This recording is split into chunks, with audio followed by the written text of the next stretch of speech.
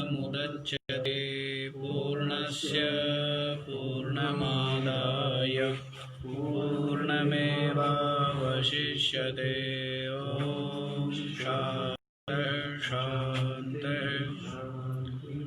ॐ सहना भवतु सहनौ भुनक्तु सह वीर्यं करवावहै तेजस्विनावधीतमस्तु मा विद्विषावहै।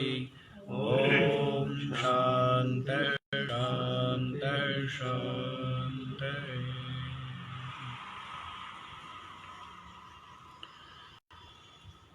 तो छठा श्लोक चतुर्थ अध्याय का छठवां श्लोक, इसका भावार्थ बतला दिया है कि अजन्मा होते हुए और अविनाशी होते हुए और समस्त भूतों का स्वामी होते हुए भी स्वाम प्रकृतिम अधिष्ठाय अपनी प्रकृति के आश्रय से आत्म माया संभवामि अपनी माया के द्वारा मैं क्या होता हूँ, उत्पन्न होता हूँ।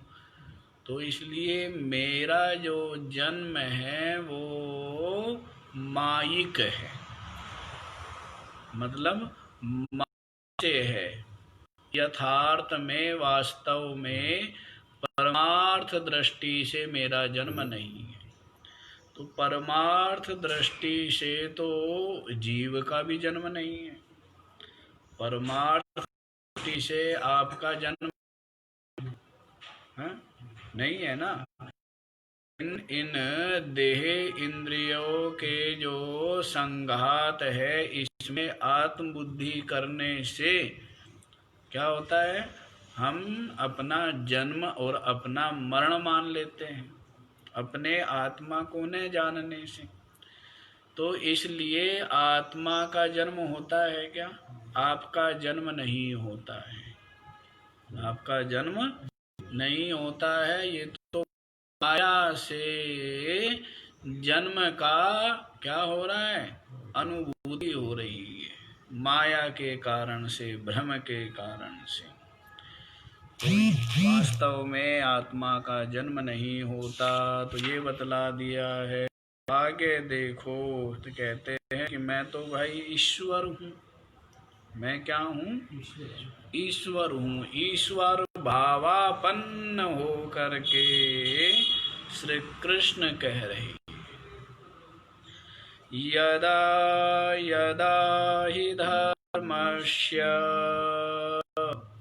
ग्लानिर्भवति भारत अभ्युत्थानमधर्मस्य तदात्मानं सृजाम्यहम्। यदा यदा हि धर्मस्य ग्लानिः भवति भारत, भवति नहीं अभ्युत्थानम् अधर्मस्य तदा आत्मानं सृजामि अहम्। ही माने यस्मात्। आप क्यों लेते हो जी जन्म? अपनी माया से अपनी प्रकृति को वश में करके, और मैं क्या करता हूँ, अजन्मा होते हुए भी जन्म लेता हूँ। क्या जरूरत है, क्या आवश्यकता है? तो बताइए, ही माने यस्मात्, जिस कारण से भाई क्या होता है, यदा यदा ही धर्मस्य ग्लानिः भवति। हे भारत,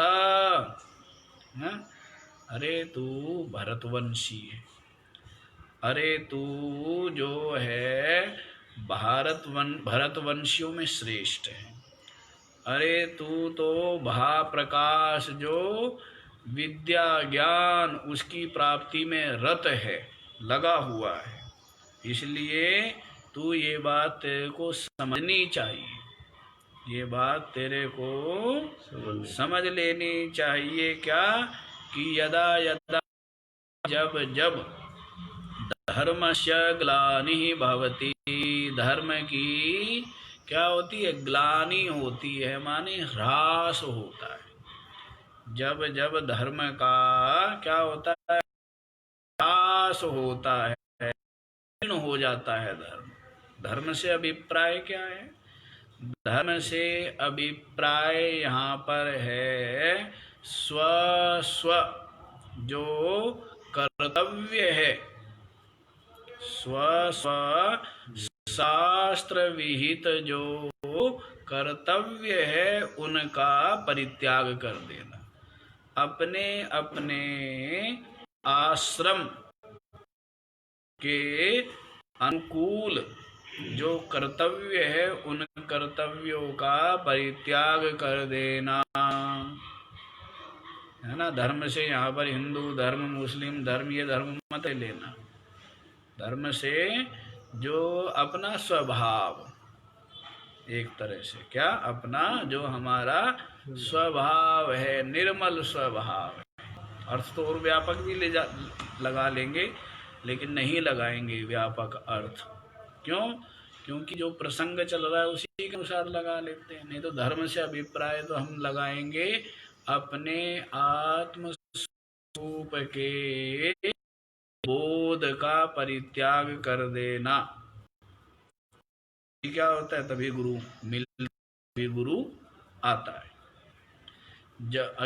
जब जीव अज्ञान में पड़ा रहता है, अपने स्वरूप को भूल जाता है, तो यही क्या है? यही धर्म की ग्लानि है।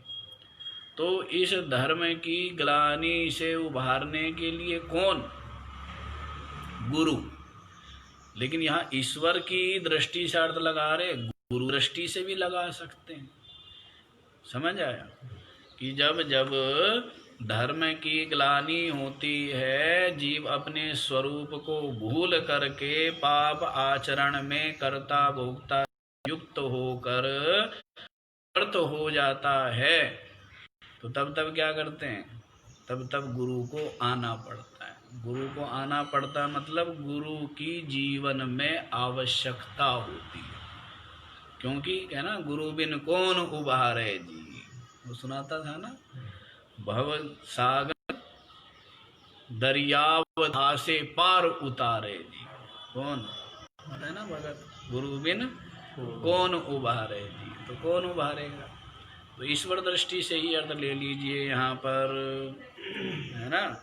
वैसे तो हम तो सब आत्म दृष्टि से ही अर्थ लेंगे। वैसे भाष्यकार ने जो अर्थ लिया है वो आत्म दृष्टि से ही लिया है, न कि विशेष ईश्वर आदि के को, क्योंकि वो भी क्या कल्पित है। ईश्वर भी क्या है? कल्पित ही तो है, यथार्थ तो है नहीं ईश्वर भी। तो इसलिए ईश्वर दृष्टि से भी अर्थ लेना कोई आवश्यक ही हो ऐसा भी नहीं है। देख लो यहीं पर। तो जब जब वर्णाश्रम जो धर्म है उनकी ग्लानि होती है, उनका सब अपने अपने कर्तव्य पथ का परित्याग कर देते हैं। क्या करते हैं? अपने अपने जो वर्णाश्रम विहित जो कर्तव्य उनका परित्याग कर देना ही धर्म का ह्रास है। कुछ और अर्थ मत लगा लेना, ठीक है। तो अभ्युत्थानम अधर्मस्य, और अधर्म का क्या होता है? उत्थान हो जाता है। सब और धर्म, सब और अधर्म क्या है? बढ़ जाता है। सब तरफ अधर्म बढ़ जाता है। मतलब सबने कर्तव्य परित्याग किया तो मनमाना आचरण करते हैं। सब क्या करते हैं? मनमाना आचरण करते हैं। तो किसी प्रकार का कोई मर्यादा नहीं होती। तो सब चोरी करने लग जाते हैं, कम तोलने लग जाते हैं, खोट मिलाने लग जाते हैं, झूठ बोलने लग जाते हैं। तो ये सब क्या है? अधर्म। और दूसरों को सताने लग जाते हैं, दूसरों को पीड़ा पहुंचाते हैं, दूसरों के हैं संगठन के, दूसरों के धन का है और स्त्री आदि करने लग जाते हैं। तो ये सब क्या है? ये सब अधर्म है। ये सब क्या है? यही अधर्म है। तो सब और अधर्मस्य अभ्युत्थानम भवति। तो सब और अधर्म का क्या हो जाता है? बढ़ जाता है अधर्म सब तरफ। तदा, तदा माने तब, अहम आत्मानं सृजामि, तो मैं अपने आप की सृष्टि करता हूँ, मैं अपने आप को उत्पन्न करता हूँ। क्या करता हूँ? मैं अपने आप को उत्पन्न करता हूँ। तो सब कुछ मेरी ही कल्पना से, मेरी ही माया से, और सब मेरे द्वारा ही हो रहा है। सब किसके द्वारा हो रहा है? सब मेरे ही द्वारा हो रहा है। जैसे में होता रहता है ऐसी जागृत में हो रहा है, और परमार्थ दृष्टि से तो कुछ हुआ ही नहीं। तो उसी दृष्टि में पहुंचना है। पहुंचना किस दृष्टि में? जिसकी सुसुप्ति में मिलती है वहां पहुंचना है। क्या मिलती है सुसुप्ति में? कोई दृश्य प्रपंच नहीं, कोई द्वैत नहीं, कोई मनुष्य पशुपना नहीं, कोई अहंकार जीव भाव नहीं, कुछ भी नहीं है। लेकिन अज्ञान में, सुसुप्ति अवस्था ज्ञान में। तो ऐसी ज्ञान में हो जाना है कि मैं जो शरीर जीव नहीं, मैं तो क्या हूँ? मैं तो बस चेतन आत्मा हूँ, सर्वत्र परिपूर्ण ब्रह्म रूप व्यापक हूँ। तो यहाँ पहुँचना है। जब सबका सब विलीन हो जाए, जैसे सुसुप्ति में विलीन हो जाता है, देश रहता है, काल रहता है, वस्तु रहती है, सबका सब क्या हो जाता है? हाँ, तो वैसे ही ज्ञान में जिसका विलीन हो गया, तो बताओ कितना आसान काम है विलीन करना। विलीन करने में कुछ लगता है? हाँ, कहोगे महाराज कठिन है। कठिन तो लगेगा जब किया ही नहीं, जब शुरू ही नहीं हुआ तो कठिन लगेगा, जब शुरू करोगे तो सरल हो जाएगा। शुरू करोगे तो क्या सरल हो जाएगा जी। तो तदा आत्मानम अहम सृजामि, तब मैं अपने आप की सृजना करता हूँ। तो समझ आ गया? जब जब धर्म की, धर्म से अभिप्राय वर्णाश्रम धर्म कि जब जब ह्रास होता है और मनमाना आचरण जब बढ़ जाता है, अधर्म बढ़ जाता है, तब मैं अपने आप की सृष्टि करता हूँ। क्यों करते हो जी? हैं? आप उत्पन्न होकर के क्या करते हो आप? अधर्म बढ़ जाता है, धर्म का ह्रास हो जाता है, तो आप अपना उत्पन्न होते हो। तो उत्पन्न होकर क्या करते हो? तो बतलाते हैं, परित्राणाय साधूनां विनाशाय च धर्म स्थापनार्थाय संभवामि युगे युगे। परित्राणाय साधूनां विनाशाय च दुष्कृतां धर्म संस्थापनार्थाय संभवामि युगे युगे। तो देखो जी, परित्राणाय साधूनां, जो साधु, जो सज्जन लोग, जो सज्जन है, जो साधु है। साधु किसको कहते हैं? साधनोति पर कार्यमिति साधु, जो दूसरों के कार्य को सिद्ध करने में लगा हुआ है उसको क्या कहते हैं? साधु। अर्थात परोपकार में, सेवा में परहित, जिसके आगे, अपने आगे जो परहित को रखता है, स्वार्थ को नहीं रखता, लोभ को नहीं रखता, अपने काम या अपनी वासना को आगे नहीं रखता, जो आगे रखता है सेवा को, त्याग को, दान को, परोपकार को, उसको क्या कहते हैं? साधु। समझ आया? क्यों जी? तो साधु जो सज्जन लोग हैं, और जो अपने अपने लिए सोचते हैं तो वो सज्जन नहीं है, और जो दूसरों का भी छीन लेते हैं तो वे तो दुष्ट है, राक्षस ही है। वे तो क्या है? राक्षस ही है। तो इसलिए साधु नाम परित्राणाय, साधुओं की परिरक्षणाय, रक्षा करने के लिए, सज्जन लोगों की रक्षा के लिए, विनाशाय च दुष्कृताम, जो दुष्कृत करने वाले हैं, जो पाप का आचरण करने वाले, पाप आचरण करने वालों का क्या करने के लिए?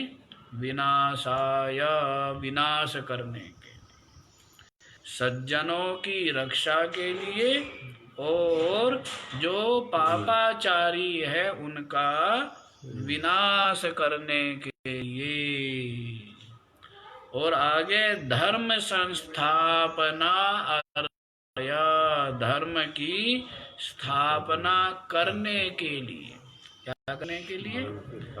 धर्म की, तो धर्म से अभिप्राय वर्णाश्रम धर्म की, किसकी? वर्णाश्रम धर्म की स्थापना करने के लिए, युगे युगे अहम संभवामि, प्रत्येक युग में मैं उत्पन्न होता हूँ। क्या? प्रत्येक युग में मैं उत्पन्न होता हूँ। समझ आया? तो ये श्री कृष्ण कह रहे हैं कि ये जो सृष्टि है, ये क्या है? ईश्वर की रचना है, ईश्वर का सृजन है। तो जब जब इस सृष्टि में धर्म का ह्रास होता है और अधर्म खूब बढ़ जाता है, तब सज्जनों की रक्षा के लिए, और जो दुष्ट पाप आचरण करने वाले हैं उनके विनाश के लिए, और वर्णाश्रम की स्थापना करने के लिए क्या करता है? अहम युगे युगे संभवामि, मैं प्रत्येक युग में उत्पन्न होता हूँ, क्योंकि मेरी जिम्मेदारी है ना सृष्टि को यथा क्रम चलाना। वो किसकी जिम्मेदारी है? ईश्वर की जिम्मेदारी है। किसकी जिम्मेदारी है? यदि इस सृष्टि को सत्य भी माने, किसकी जिम्मेदारी? ईश्वर की जिम्मेदारी। यदि इसको मिथ्या माने, स्वप्न के समान, तो किसकी जिम्मेदारी? किसी की जिम्मेदारी नहीं रही, स्वप्न के समान। और यदि इसको परमात्मा दृष्टि से देखे तो सृष्टि है ही नहीं, सब ब्रह्म रूप ही है। समझ आया? तो यदि इसको सत्य माने तो ईश्वर का ही जिम्मेदारी है, और मिथ्या माने तो ये स्वप्न के समान मिथ्या है, तब तो क्या है ही नहीं, भास रही है। और परमार्थ दृष्टि से तो ये भासती भी नहीं है, ज्ञानी को भासती भी नहीं है। ऐसे ऐसे ब्रह्म ज्ञानी। फिर आप कहो कि हमारा ज्ञानी तो अज्ञानी के समान ही खाता पीता बोलता चलता सब कुछ तो करता है, आप कहते हो भासती नहीं है, हैं? आप कह रहे हो क्या भासती नहीं है, लेकिन ये बात सत्य है। ये बात क्या है? सत्य है, यथार्थ है। वास्तव में उसको सृष्टि भासती ही नहीं है। वो तो अज्ञानी को दिख रहा है कि वो खा रहा है, वो पी रहा है, वो बोल रहा है, वो चल रहा है, अन्यथा उसकी दृष्टि सृष्टि में तो एक आत्मा ही परिपूर्ण रूप से विराजमान है। अब इस वचन में श्रद्धा तो होगी नहीं आप लोगों की, लेकिन ये यथार्थ बात है। यथार्थ बात है, जब कुछ चलोगे बढ़ोगे तब ये बात अनुभव में भी आएगी, तब ये बात समझ में भी आएगी। ठीक है ना? तो समझ आ गया। तो कहते तब मैं प्रत्येक युग में क्या करता हूँ? उत्पन्न होता हूँ। तो आगे देखो जी, जन्म कर्म च मे दिव्य मेवं योति तत्त्वतः त्यक्त्वा देहं पुनर्जन्म नैति मामेति सोऽर्जुन। जन्म कर्म च मे दिव्यम् एवं यः वेत्ति तत्त्वतः त्यक्त्वा देहं पुनः जन्म न एति मा एति स अर्जुन। हे अर्जुन, हे अर्जुन, हे शुद्धांतःकरण वाले, क्या? हे विशुद्ध अंतःकरण वाले अर्जुन, मैं जन्म कर्म च दिव्यम, मेरा कर्म है और मेरा जो कर्म है वो क्या है? दोनों दिव्य ही है। मेरा जन्म भी दिव्य है और मेरे कर्म भी दिव्य है। कैसे? जन्म तो दिव्य है बतला दिया, मतलब संसारियों की तरह मेरा जन्म नहीं है, अज्ञानी के समान, अज्ञानी के समान मेरा जन्म नहीं है। मेरा जन्म तो मेरी स्वयं की, अज्ञानी का, जीव का, संसारी का जन्म कैसा होता है? वो प्रकृति के वसात, वासना वसात उसका जन्म है। जीव का जन्म कैसे है? वासनाओं के कारण से, और जो पाप पुण्य है उनका परिणाम स्वरूप है। लेकिन मैं ईश्वर, मेरा जो जन्म है वो कोई प्रारब्ध भोग के लिए नहीं है, या वो जो मेरा जन्म है वो वासना, किसी वासना का परिणाम हो, ऐसा भी नहीं है। तो मेरा जन्म जो है वो वास्तव में माया मात्र, वो माया के अधीन है जीव का जन्म, और मैं क्या है? मायाधीश हूँ, माया को अपने वश में करके। है? भाई जब तक कोई चीज आपके वश में हो तब तक कोई दिक्कत है, तब तक कोई दिक्कत नहीं। जैसे हाथी जब तक आपके वश में है तो आपकी सेवा करेगा, क्या है? सेवा करेगा ना। और जब हाथी आपके वश में ना हो तब आप हाथी के वश में हो जाते हो। वो पटक पटक करके मार देता है, पैर रख करके माथे का चूर्ण बना देता है ना। तो यदि जब तक आपके वश में वो है तब तक आनंद ही आनंद है ना। तो जीव तो क्या है? माया के वश में हो गया। और जो ईश्वर ब्रह्मज्ञानी है, ईश्वर ब्रह्मज्ञानी संत, वे जो है वे माया के वश में नहीं, माया को वश में करके रहते हैं। इतना अंतर है। जैसे जीव ने तो अपने सर पे रखी हुई है कुर्सी, क्या किया हुआ है? और जो ईश्वर या ब्रह्मज्ञानी है वो कुर्सी रख के उसके ऊपर बैठ के, इतना अंतर है। कुर्सी दोनों के पास है, कुर्सी दोनों के पास है। एक ने तो सर पे रख ली, जैसे गठड़ा, गट्ठड़ है ना, किसी को जाना था कहीं, रेल में चढ़ गया, गट्ठड़ सर पे रखा हुआ है, उसको उतार नहीं रहा है। क्यों? गट्ठड़ छूट जाएगा। यदि गट्ठड़ को सर से उतार दिया तो गट्ठड़ छूट जाएगा, ऐसा उसको भ्रम है। और समझदार आदमी था, रेल में चढ़ा, गट्ठड़ को पकड़ा, पटका नीचे और उसके ऊपर बैठ गया है, तो वो आराम से जाएगा ना। और एक बोझा मरता हुआ जाएगा जो अज्ञानी है। तो ये जीव तो है ऐसा जो सर पे क्या है, बहुत बड़ा गट्ठड़ लिए हुए है। और जो ईश्वर है वो क्या है, उसको पटक के उसके ऊपर बैठ करके आराम से रहना है। क्या करता है, आराम से विराजमान है। इसलिए मेरा जो जन्म समझ आया माया से है, और वैसे ही मेरे कर्म भी दिव्य हैं। दिव्य क्यों है, क्योंकि समस्त कर्म करता हुआ भी कर्मों से मेरा इस मात्र भी संबंध नहीं है, क्योंकि न मुझ में कर्तृत्व न मुझ में भोक्तृत्व। आएगा कहाँ से, जो ब्रह्म रूप है। ईश्वर को अपनी ब्रह्म रूपता का बोध रहता है। क्या रहता है, ईश्वर निरंतर जानता है कि मैं तो अकर्ता अभोक्ता रूप ब्रह्म ही हूँ। ऐसे ही ब्रह्मज्ञानी भी, ऐसे ही ब्रह्मज्ञानी का भी जो जन्म है और जो कर्म है वो क्या है, दिव्य ही है। क्या है, दिव्य ही है। क्योंकि जन्म भी वो समझते, कहते हैं कि मेरा तो कभी जन्म ही नहीं हुआ, मेरा तो कभी जन्म ही नहीं हुआ है।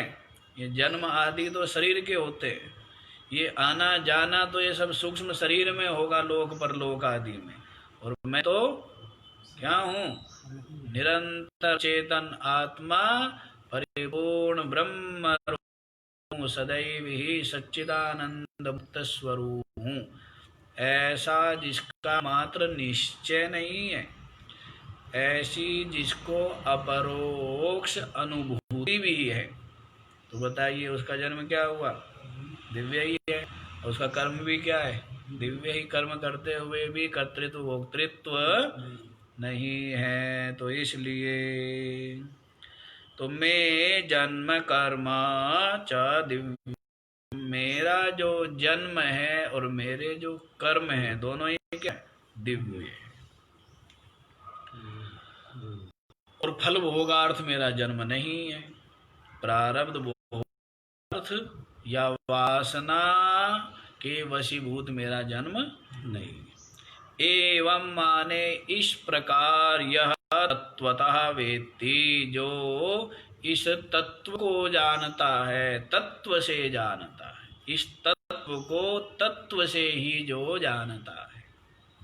समझ आया, समझ आया है क्या? आगे और समझ लीजिए, अभी पूरा नहीं समझाया है। एवं यह तत्वतः वेत्ति, एवं इस प्रकार की मैं जो आत्मा हूँ, भाष्यकार ने यहाँ आत्मा अर्थ में किया है कि मैं जो आत्मा हूँ, मेरा तो जन्म होता ही नहीं है, तो जन्म न होते हुए भी जन्म होना, और कर्म न करते हुए भी कर्मों का होना, तो बड़ी दिव्यता ही तो है कि महाराज आप तो बड़ी विचित्र, आपकी तो बड़ी महिमा है, आप यहाँ बैठे हुए हैं और सब कुछ हो रहा है, सब कुछ चल रहा है। बोलते हैं ना लोक में भी, लोक में भी बोलते हैं ना कि आप बैठे हुए हैं और आपके तो मात्र बैठने मात्र से ही सब कार्य जो है सुचारू रूप से संपन्न हो रहे हैं। तो ये क्या हुई, ये महिमा हुई ना। तो वैसे ही यहाँ बतलाते हैं कि आप तो अकर्ता ही हो, आत्मा तो इसलिए आत्मा अजन्मा होते हुए भी जन्म और अकर्ता होते हुए भी कर्म हो रहे हैं। तो इसलिए क्या हुए, जन्म और कर्म दोनों दिव्य ही हो गए ना, नहीं दिव्य हुए, संसारी के दिव्य नहीं है, ज्ञानी के दिव्य है। एवं यो वेत्ति, जो इसको, इस बात को जानता है कि न तो मेरा जन्म हुआ और न मैं कर्म का करता हूं। एवं यो वेत्ति, समझ लेना, यदि ईश्वर ऐसा करता है, ईश्वर ऐसा है, अपने को क्या मिलना, ईश्वर को ऐसा जान लिया, मान लिया, अपने को क्या मिला?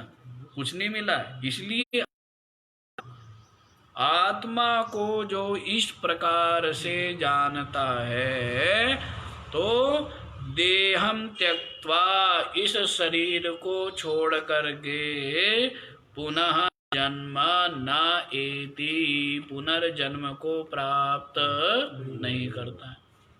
तो ईश्वर को जान लेने से क्या पुनर्जन्म नहीं होगा? सारी दुनिया मानती है कि ईश्वर तो अजन्मा है,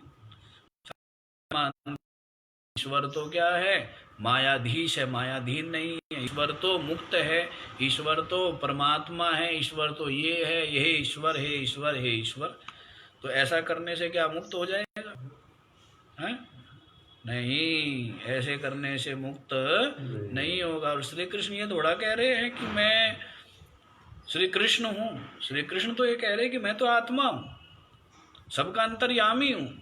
मुझ अंतर्यामी जो वासुदेव है उसको नहीं जानते ये जीव, इसीलिए दुख पाते, क्लेश। मुझ अंतर्यामी जो वासुदेव, जो सबका आत्मा है, उसको जो जानता है वो क्या हो जाता है? समझ आया? तो ईश्वर को यदि अविनाशी जान लिया तो क्या होगा? मुक्त हो जाएंगे, कोई मतलब नहीं है। तो आत्मा को जानना है इसे।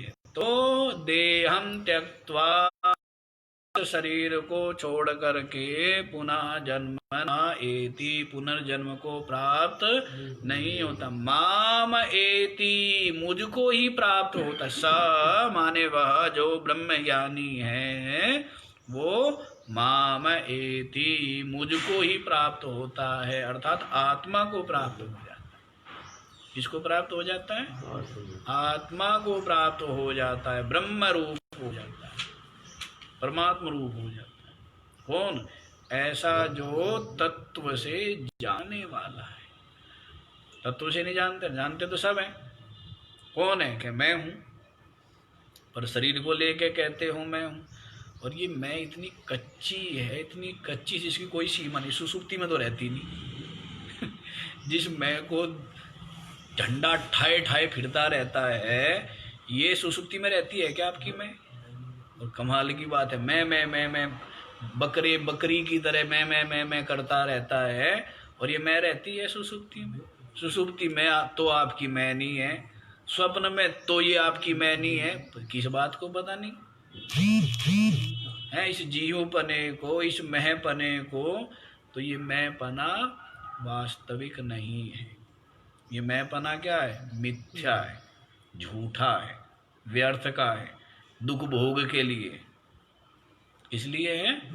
हाँ, तो वास्तविक मैं तो क्या है? वही ब्रह्म रूप में, वही निरूपाधिक निर्विशेष जो चेतन आत्मा है, वही अपना तत्व है, वही अपना वास्तविक स्वरूप है। तो जो इस प्रकार से जानता है तो वो क्या हो जाता है? इस शरीर को छोड़ करके पुनर्जन्म ना एति, पुनर्जन्म को प्राप्त नहीं होता। मामा एति, मुझ आत्मा को ही प्राप्त हो जाता है, आत्मरूप ही। अब जानो या मत जानो, हो तो आप आत्मा, जानो या ना जानो। जानो तो आत्मा, ना जानो तो आत्मा। फिर जानने का लाभ क्या है जी? जानने का लाभ यही है, शोक मोह क्लेश बंधन अशांति से मुक्त हो जाओगे। और नहीं जानोगे तो शोक मोह भय क्लेश अशांति सब बनी रहेगी। इतना ही अंतर है ना? जैसे प्रकाश हो तो अब सब चीज जान लेना आप, तो कहीं कोई भय रह गया, कहीं दुख है क्लेश है। और अंधेरा हो तो कहीं खंबे से टकराओगे, कहीं दीवार से टकराओगे, कहीं स्टूल से टकराओगे, कहीं गाड़ी से टकराओगे। इतना ही तो अंतर हुआ। अंतर क्या हुआ? अब आप देख लो, यदि जाना तो भय मुक्त हो गए, और नहीं जाना तो भय ही भय है। तो यह ज्ञान की और ज्ञान की महिमा है। समझ आया? आगे देख लो जी। वीतराग भय क्रोधा मन्मया मामुपाश्रिताः बहवो ज्ञानतपसा पूता मद्भावमागताः वीतराग भय क्रोधः मन्मयः मदमया मनमया माम उपाश्रिताः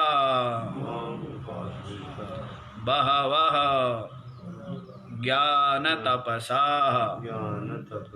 पूताः मद्भावम् आगताः वीतराग भय क्रोधः। राग भय और क्रोध जिसके क्या हो गए हैं, विगत हो गए हैं। विगतः रागश्च भयश्च क्रोधश्च इति वीतराग भय क्रोधा बहुवचन। तो राग भय और क्रोध जिसके क्या हो गए हैं, विगत हो गए हैं, बीत गए हैं, निकल गए।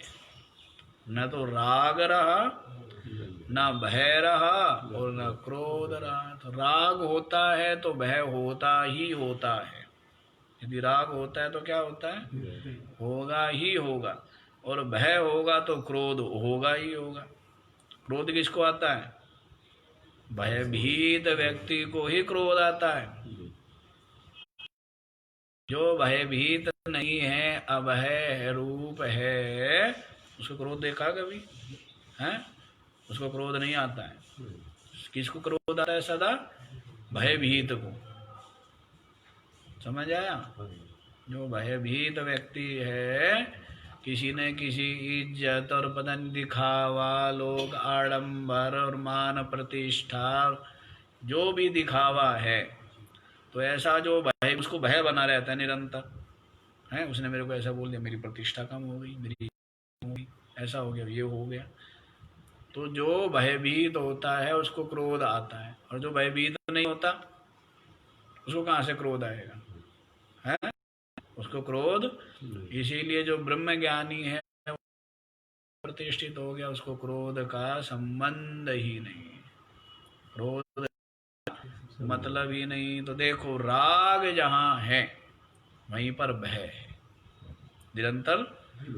जिस वस्तु में, पद पदार्थ में, प्राणी में राग होता है तो निरंतर उसके वियोग का भय रहता है, नष्ट होने का। और भय रहता है तो इसीलिए क्रोध आता है। तो वो सर्प कितना डरता है, इसलिए सबसे ज्यादा क्रोधी है। सर्प डरता है ना, है? तभी अपना क्रोध दिखाता है, भय के कारण से। और जो निडर होता है, जैसे हाथी है, कुत्ता जो है वो क्या करता है, क्रोध दिखाता है। और हाथी जो है उसको कोई फर्क नहीं पड़ता है, या फर्क पड़ता है? तो वैसे ही जो कमजोर हो, भयभीत हो, उसी को क्रोध आता है। जो ताकतवर है तो उसको क्रोध नहीं आता।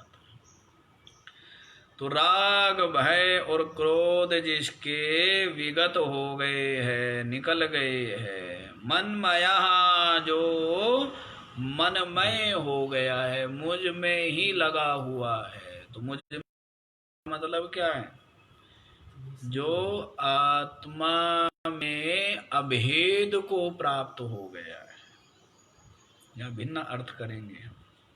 जो सामान्य अर्थ है वो हम लोगों को अभीष्ट नहीं है। जो वास्तविक अर्थ है वो ये है, समझ आए? मनमया का मतलब ये नहीं कि मुझ ईश्वर में ही जिसने अपने मन को लगाया हुआ है, ऐसा नहीं करेंगे। क्या करेंगे, जो मुझ ईश्वर में जो आत्मबुद्धि जिसकी है, अर्थात जो अभेददर्शी है। मनमय से अभिप्राय यहाँ पर क्या है, ब्रह्मविदः, जो क्या है, ब्रह्मविद है। पीछे बता दिया था ना, क्या बतलाया है? पीछे वाले के साथ ही इसका संबंध रखना है, संबंध जोड़ना है। तो पीछे क्या बतला दिया था? यो माम तत्वतः वेत्ति, जो मेरे को तत्व से जानता है। तो इसलिए यहाँ मनमया का अभिप्राय, वहां पर तो अभेद का प्रसंग चल रहा था और यहाँ पर भेद का प्रसंग चल गया हो, ऐसा नहीं है, समझे? तो इसको भक्ति मार्ग में मत लगा लेना। ये क्या है? ये भी ज्ञान में ही है। मनमया, जो ब्रह्मविद है। मनमय से अभिप्राय यहाँ पर क्या हुआ? जो मद माने मुझ में ही, मया जो मैं हो गया है, तन मैं हो गया, तो ऐसी मन मैं हो गया, मेरे में ही जो विलीन हो गया, रंग में रंग गया है। तो मतलब आत्म रूप हो गया है। ब्रह्म के साथ क्या हो गया? अभेद। उसी को तो ब्रह्म ज्ञान ही कहेंगे। जो ब्रह्म के साथ अपनी आत्मा का जिसने क्या कर लिया है? अभेद जान लिया है, अभेद अनुभव जिसको है, तो उसी को कहेंगे मनमया ब्रह्मविदय, ब्रह्मविद करती। मामुपाश्रिता, तो जो केवल मेरे को ही उपासना कर रहा है, जो मेरे ही आश्रित है। तो इसका मतलब मुझ ईश्वर के मतलब नहीं है यहाँ पर। यहाँ पर माम उपाश्रिता का अर्थ किया है परमेश्वरम उपाश्रिता, ज्ञान निष्ठा, केवल ज्ञान निष्ठा। क्या है? जो केवल ज्ञान निष्ठ है, जो केवल ज्ञान निष्ठ है। तो माम उपाश्रिता, मेरे ही आश्रित या उपाश्रित का मतलब है जो ज्ञान में ही निष्ठा है और ज्ञान के ही श्रवण मनन निधिध्यासन में जो समझ आया। तो माम उपाश्रिता, तो सीधा शब्द का अर्थ है वो यहाँ पर शक्य नहीं लग रहा है, उचित नहीं लगेगा। तो केवल ज्ञान निष्ठा वाला जो है माम उपाश्रिता, ऐसे देखो स्पष्ट कर भी दिया है। ज्ञान तपसा पूत बहवा, ज्ञान तपसा पूता, जो ऐसे अनेकों, ऐसे जो अनेकों है, ज्ञान तपसा पूता, ज्ञान रूपी तप के द्वारा, ब्रह्म विचार रूपी तप के द्वारा जो पवित्र हो गए। नहीं ज्ञानेन सदृशं पवित्रम इह विद्यते, ज्ञान के समान और कोई पवित्र नहीं है। जैसे साफ जल है तो आपके शरीर को भी क्या कर देता है, और जल यदि मैला हो तो शरीर को साफ कर देगा। तो वैसे ही क्या है? पवित्र है। और जो भी इस ज्ञान में गोता लगाता है वो भी क्या हो जाता है? पवित्र हो जाता है। इसीलिए कहते हैं ज्ञान तपसा पूता, इस ब्रह्म विचार रूपी जो तप है, उस तप के द्वारा जो पूत हो गए हैं, पवित्र हो गए हैं। जो क्या हो गए? जो पवित्र हो गए हैं। मद भावम आगता, वो मुझ जो अद्वैत ब्रह्म है उसको ही प्राप्त हो जाते हैं। समझ आया? अर्थात मोक्ष को मागता, मद भावम से अभिप्राय लगा लेना, मोक्षम आगता, मोक्ष को प्राप्त कर लेते। पीछे बताया था यो माम तत्वता वेत्ति, जो मेरे को तत्व से जानता, वो इदम देहम त्यक्त्वा, इमं देहम त्यक्त्वा, इस शरीर को छोड़ करके पुनर्जन्म न एति, पुनर्जन्म को प्राप्त नहीं, अर्थात मामेति, मेरे को ही प्राप्त होते हैं, ऐसा बतलाया। तो उसी को ही यहाँ पर समझाया गया है इस वाले श्लोक में भी। यूं मत लगा लेना कि कुछ और अर्थ लगा लो। तो जो राग भय और क्रोध से जो रहित हो गए हैं संत, राग भय और क्रोध से जो रहित हो गए हैं महापुरुष, जिनके चित्त में राग है, न भय है और न क्रोध है, और जो मनमया हो गए हैं, मनमय से अभिप्राय है ईश्वर के साथ, ब्रह्म के साथ अभेद रूप जिन्होंने अनुभव कर लिया है, ईश्वर के साथ अभेद दर्शन करने वाले, माम उपाश्रिता, जो माम माने केवल मुझ प्राप्ति का हेतु भूत जो ज्ञान है, जो ज्ञान निष्ठा संपन्न है, केवल ज्ञान निष्ठा से जो युक्त है ना। जो आगे बतलाएंगे, आगे ये बताएंगे, जो देवताओं को पूजते हैं तो वो देवताओं को भिन्न मान के या ईश्वर को भिन्न मान के पूजते हैं, तो उसकी श्रुति भी आती है। वो श्रुति का स्मरण जब आएगा तब हम बतलाएंगे कि यो अन्या अथ यो अन्याम देवताम उपासीता तो न सा वेदा सा देवानाम पशु, ऐसे करके आता है कि जो तो देवानाम पशु ही सह, वो तो देवताओं का पशु ही है। तो ईश्वर की भी या देवता की पूजा जब करो ना तो उनके साथ अभेद करना होता है। देवं भूत्वा देवान यजेत, क्या मतलब है, पीछे भी बताए थे हमने कि जिस भी देवता की पूजा करो वो देवता पहले बन जाओ। देवं भूत्वा देवान यजेत, देवता हो करके देवों की पूजा करो। तो ये अभेद उपासना है। और ये जो भेद उपासना है तो इसमें क्या होती है, इसमें उस देवता का अनुग्रह आदि प्राप्त होता है, लेकिन उपासना में श्रेष्ठ उपासना ही है। एक तो ईश्वर अलग है, ईश्वर सर्वशक्ति, ईश्वर जो है सर्वज्ञ है, और मैं तो अल्पज्ञ जीव हूँ, मेरे ऊपर ईश्वर कृपा करे, ये साधारण उपासना। और ईश्वर के साथ अभेद कर देना तो ये क्या है, ये श्रेष्ठ उपासना। तो यहाँ पर तो ब्रह्म के साथ भेद की बात है, क्योंकि तत्व से तो एक ही है ना, तत्व से क्या है, एक ही है।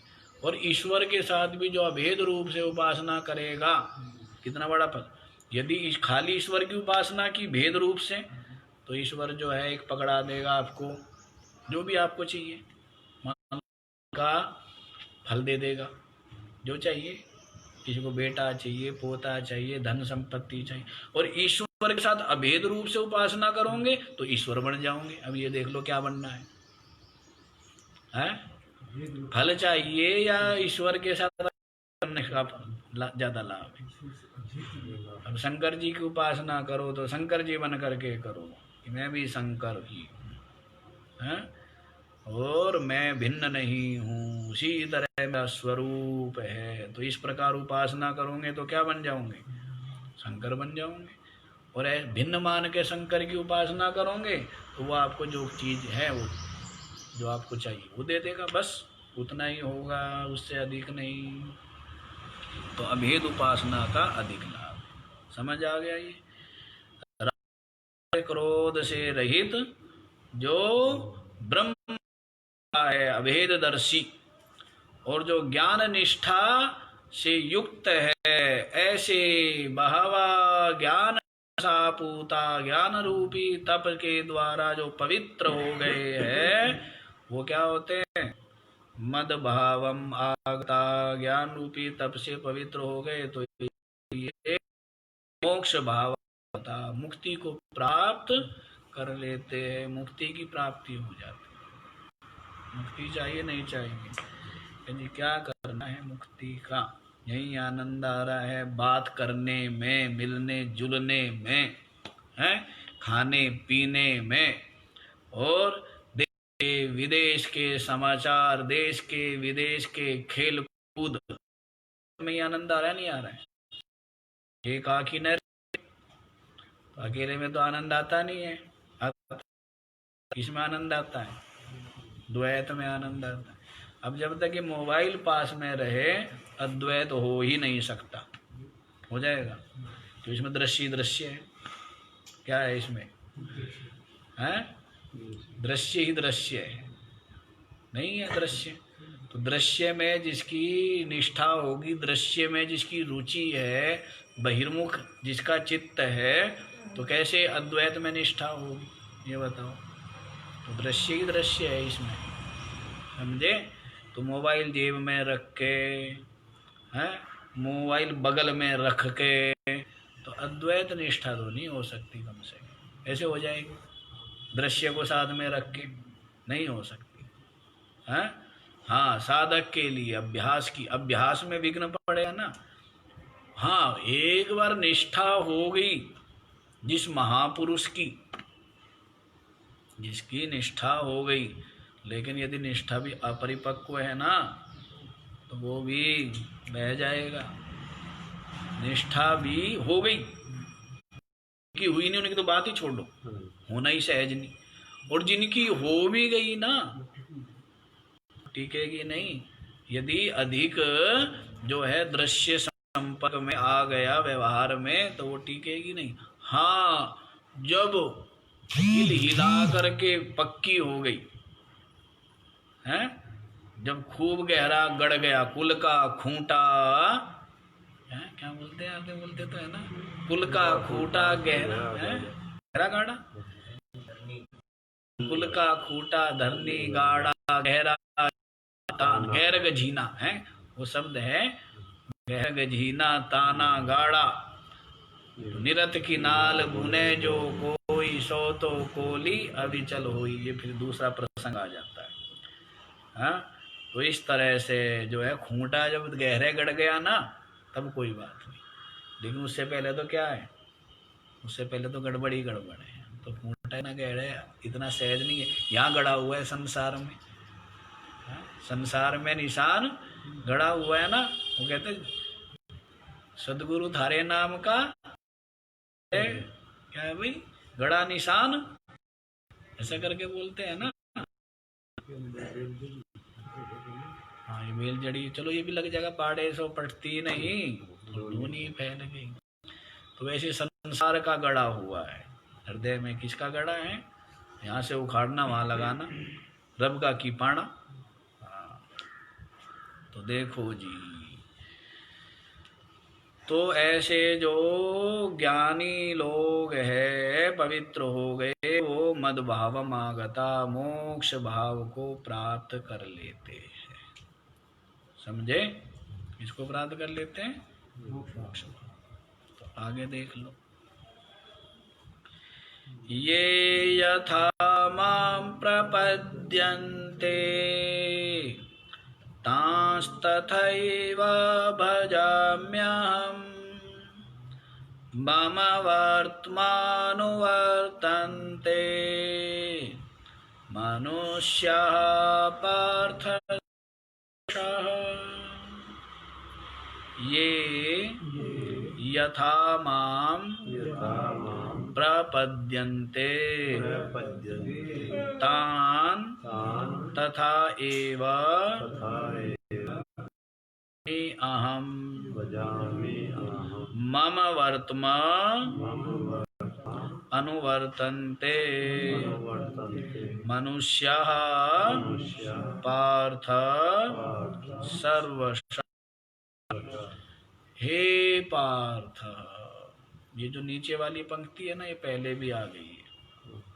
कहाँ आई है? वह है ना कि यदि यम न वर्ते यम जातु कर्मण्य तिन्द्रता मम वर्तमानुवर्तन्ते मनुष्याः पार्थ सर्वशः। तो ये पंक्ति पीछे आ गई है। तो वहाँ पर भिन्न अर्थ में थी, वहाँ पर ये था, अर्थ तो एक ही है, लेकिन वहाँ पर प्रसंग दूसरा था। क्या प्रसंग था कि यदि मैं आलस्य का परित्याग करके कर्म का अनुष्ठान न करूँ तो श्रेष्ठ हूँ, क्योंकि पीछे बता ना यद्यदाचरति, जो जो श्रेष्ठ आचरण करते तत्तद एव इतरः जना अपि आचरति, तो वही वही जो दूसरे लोग हैं वो भी आचरण करते हैं।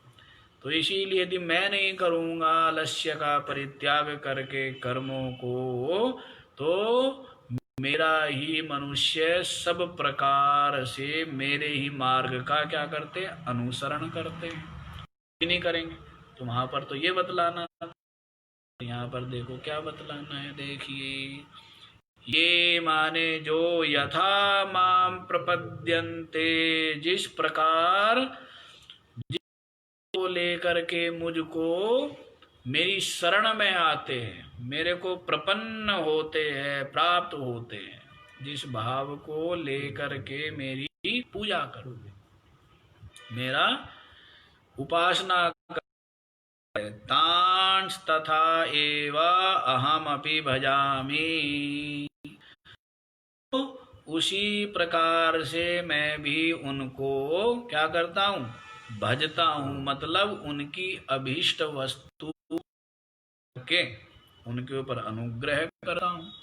क्या करता हूँ, उनको अनुगृह्णामि, अनुगृहीत करता हूँ, अभीष्ट वस्तु प्रदान करके उनको अनुगृहीत करता हूँ। ये यथा माम, जो जिस भाव से, जिस भाव को लेकर के पूजा करते हैं, उपासना करते हैं, भक्ति करते हैं, पीछे बता दिया ना, जो ज्ञानी लोग हैं वो तो मुझ परमात्मा के साथ अभेद रूपता को प्राप्त होकर के मोक्ष को प्राप्त कर लेते, क्योंकि उनको चाहिए क्या, उनको तो मोक्ष से ही संबंध है ना, उनको संबंध किससे, मोक्ष से, तो इसलिए उनको मुक्ति की प्राप्ति होती है। फिर आगे अब जो है वो बता रहे हैं कि और भी लोग हैं जो मोक्ष जिनको नहीं चाहिए, या मोक्ष चाहिए भी तो सापेक्ष मोक्ष चाहिए, द्वैत परख मोक्ष चाहिए। कैसा, द्वैत परख मोक्ष। तो उनके लिए बताते हैं ये यथा यथा भावम, जिस भाव से माम प्रपद्यन्ते, मेरे को प्राप्त होते हैं, जिस फल की इच्छा लेकर के, तान तथा एव अहम भजामि, उनको भी तत्फल प्रदान करके मैं अनुगृहीत करता हूँ, जिसको भी जो फल चाहिए। तो मम वर्तमानुवर्तन्ते मनुष्या पार्थ सर्वशः, तो इस प्रकार से क्या हुआ, जो भी फल की इच्छा से युक्त होकर या फल की इच्छा से रहित होकर जिस भी प्रकार से लोग भजते हैं, तो वो भजते तो सब प्रकार से मुझ ईश्वर को ही। किसको भजते हैं, सब प्रकार से मुझ ईश्वर को ही के ही मार्ग का अनुकरण करते हैं, अनुसरण करते हैं।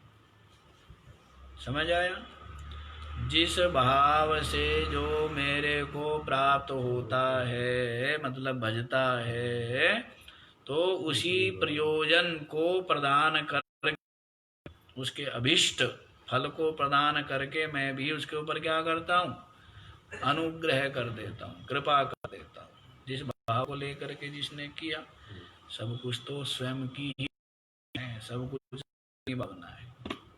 क्या है, अपनी ही भावना से ईश्वर कल्प लिया और अपनी ही श्रद्धा से उस ईश्वर के प्रति श्रद्धा भाव आदि रखते हैं, और अपनी ही कल्पना से उस ईश्वर की प्रसन्नता हो करके और वो फल अभिष्ट फल प्राप्त हो जाता है। तो फिर ईश्वर की उपासना निष्फल हुई क्या, नहीं। चित्त शुद्धि के लिए, मन की एकाग्रता के लिए, मन मिटाने के लिए, मन को वासना रहित करने के लिए ईश्वर की उपासना, ईश्वर या संत या जो भी अपना इष्ट हो उनकी उपासना करना प्रकार से अनुचित नहीं। अभी तो ये बताना भी नहीं चाहिए वैसे सारी बात तो, क्योंकि स्वयं श्री कृष्ण ने मना कर दिया है, मना किया है ना। हाँ, न बुद्धि भेदम जनियेदा ज्ञानाम कर्म संगीना। जो कर्मासक्त अज्ञानी जीव है उनकी बुद्धि में भेद को उत्पन्न ना करें। क्या करे, बल्कि जो से ये सर्व कर्माणि, समस्त कर्मों में लगाए उनको करो भाई, है ना। भज के ही पार तिरोंगे जी, करो करो तो कर धर के ही अकल आएगी, बिना करे धरे थोड़े ही आएगी, क्यों जी। हाँ, तो इसलिए देख, तो सब प्रकार से, सर्वसह माने सब प्रकार से, हे पार्थ मनुष्य मम वर्तमा अनुवर्तन्ते, मेरे ही मार्ग का अनुवर्तन करते हैं, अनुकरण करते हैं। जो ज्ञानी है, सन्यासी है, उनको तो मोक्ष प्रदान के द्वारा, और जो जैसा है उसको वैसा ही आगे बताएंगे। क्या बताएंगे? 4 प्रकार के भक्त बतलाएंगे। आर्त, जिज्ञासु, अर्थार्थी और ज्ञानी, यही सर्वसा है। यहाँ सर्वसा से अभिप्राय क्या है? जो सब प्रकार, 4 प्रकार बतलाए, 4 प्रकार से भक्त लोग मेरे को भजते हैं, या 4 प्रकार के भक्त मेरे को भजते हैं। वहाँ पर दोनों अर्थ किया है। तो प्रकार सर्वशय से अभिप्राय लगाना, वे 4 प्रकार के, और चारों में ही सबका सन्निवेश हो गया। चारों में ही क्या हो गया? सबका हो गया। तो जो आर्त होंगे उनके दुखी होकर के मेरे को भजते हैं तो उनका दुख दूर कर देता हूँ। जो जिज्ञासु है उनको जिज्ञासा उनकी समाप्त करने के लिए उनको सत्संग ज्ञान प्रदान कर देता हूँ। और जो अर्थार्थी है, जो धन चाहते हैं, उनको धन आदि अभीष्ट वस्तु प्रदान करके उनके ऊपर अनुग्रह कर देता हूँ। और ज्ञानी तो मेरी अपनी आत्मा ही है। ज्ञानी तो क्या है? मेरा अपना स्वरूप ही, आत्मा ही है। तो देखो जी, ये तो समय भी भाग गया भाई। तो आगे फिर वाला आगे प्रसंग जो है वो बताएंगे। क्या बतलाएंगे कि जो सांसारिक वस्तुओं को चाहता है तो सांसारिक वस्तुओं की प्राप्ति बहुत शीघ्र हो जाती है। क्या हो जाती है? बहुत शीघ्र हो जाती है।